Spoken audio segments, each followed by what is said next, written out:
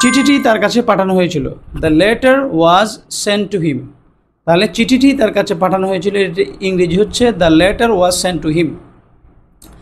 রুমটি পরিষ্কার করা হয়েছিল। The room was cleaned. The room was cleaned. এই জিনিসটাকে ইংরেজিতে বলা হয় past indefinite passive. Past indefinite passive.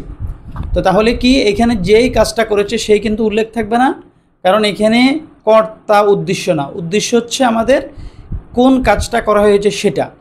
এই জন্য এটাকে প্যাসিভ বলা হয়। এখানে সাবজেক্ট উল্লেখ থাকে না, অবজেক্টটাকে সাবজেক্টের জায়গায় বসিয়ে এরপরে ওয়াজ বা ওয়ার বসাতে হয়। সাবজেক্ট যদি প্লুরাল হয় ওয়ার বসবে, সিঙ্গুলার হলে ওয়াজ বসবে, এরপরে মেইন ভার্বের পিপি বসবে। এরপর আপনি বাই দিয়ে এজেন্ট যুক্ত করতে পারেন। যেমন আপনি বলতে পারেন the room was cleaned by the worker. রুমটা ওয়ার্কার কর্তৃক পরিষ্কার করা হয়েছিল। The book was read by the students. Student কর্তৃক বইটা পড়া হয়েছিল। The roads were constructed by the workers. Worker কর্তৃক রোডগুলো কনস্ট্রাক্ট করা হয়েছিল বা নির্মাণ করা হয়েছিল।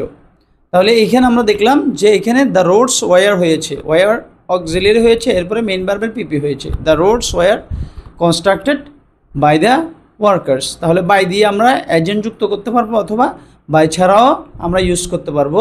যেমন the letter was sent to him. চিঠিটি তার কাছে পাঠানো হয়েছিল।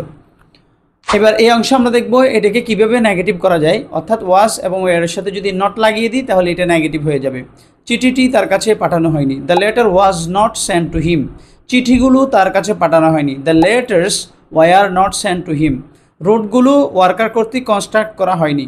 The roads were not constructed by the workers. Okay, তাহলে ওয়ার নট ওয়াজ নটের পর আমরা সেম ভার্বের মেইন ভার্বের ফার্স্ট পার্টিসিপল ফর্মটা দিব, অর্থাৎ 3 নম্বর ফর্মটা আমরা যোগ করব। The books were not read by the students. Student কর্তৃক বইগুলো পড়া হয়নি।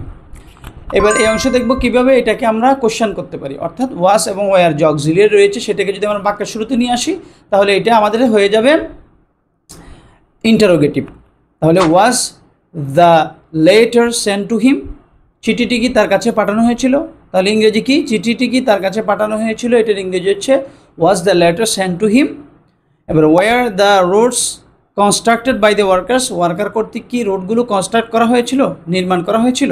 তাহলে ওয়ারটা শুরুতে নিয়ে আসলাম, তারপর সাবজেক্ট। ওয়ার দ্য সাবজেক্ট বলতে অবজেক্টটাই সাবজেক্ট, এই ব্যাখ্যার তো সাবজেক্ট থাকবে না।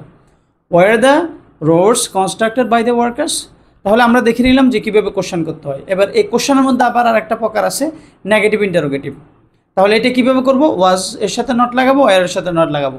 ওয়াজ not the room cleaned. Was not the letter sent to him. তার কাছে কি চিঠিটি পাঠানো হয়নি? রুমটা কি ক্লিন করা হয়নি? বইগুলো কি পড়া হয়নি? Were not the books read by the students. Were not the essays written by the students. Student কর্তৃক কি এসেগুলো লেখা হয়নি? তাহলে আমরা এই ভিডিওতে দেখে নিলাম পাস্ট ইনডেফিনিটের যে প্যাসিভের 4টা ফর্ম হবে, অ্যাফার্মেটিভ, নেগেটিভ, ইন্টারোগেটিভ এবং নেগেটিভ ইন্টারোগেটিভটা আমরা দেখে নিলাম। তো আগে আমরা আলোচনা করেছি প্রেজেন্টের, আমরা 3টা আলোচনা করেছি, ওখানে 3টা অ্যাক্টিভ এবং প্যাসিভ। এবারে 4th নম্বর যেটা ছিল পারফেক্ট কন্টিনিউয়াস, সেখানে আমরা দেখেছি শুধুমাত্র অ্যাক্টিভটা, কারণ সেটার প্যাসিভ হয় না।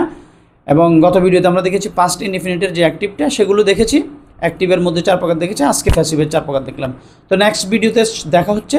সবার সুস্বাস্থ্য কামনা করে এখানে বিদায় নিচ্ছি। আল্লাহ হাফেজ।